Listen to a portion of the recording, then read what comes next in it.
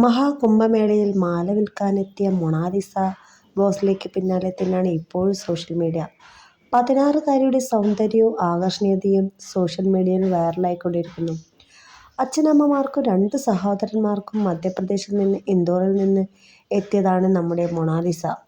Social മീഡിയയിൽ വൈറലായതോടുകൂടി ആ പെൺകുട്ടി മാല വിൽപ്പന നിർത്തി തിരിച്ച് നാട്ടിലേക്ക് പോകാൻ വേണ്ടി ഒരുങ്ങുകയാണ്. സോഷ്യൽ മീഡിയയിൽ മൊത്തം ഏറ്റെടുത്തിരിക്കുകയാണ് നമ്മുടെ വൈറലായ ഈ സുന്ദരിയെ. ഈ സുന്ദരിയെക്കുറിച്ച് അറിയണ്ടേ? മുത്തുമാലകൾ വിൽക്കാനെത്തിയ പെൺകുട്ടിയായിരുന്നു നമ്മുടെ മൊണാലിസ. ഒരു വ്ളോഗർ പകർത്തിയ ഫോട്ടോ ആണ് നമ്മുടെ ഇൻഡോർ സ്വദേശിയായ മൊണാലിസയുടെ ഫോട്ടോ വൈറലായത്.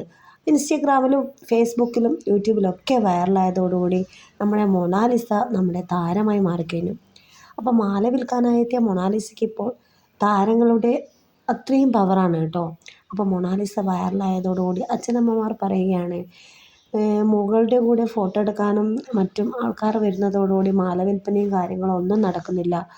ആരാധകരുടെ എന്താ പറയുക, ഒരു ജനപ്രളയം തന്നെയാണെന്ന് പറയുന്നു അച്ഛനമ്മമാർ. അതോടുകൂടി നമ്മുടെ മൊണാലിസയെ നാട്ടിലേക്ക് പറഞ്ഞയക്കാൻ തയ്യാറായിരിക്കുകയാണ് നമ്മുടെ താരത്തിൻ്റെ അച്ഛനും അമ്മയും.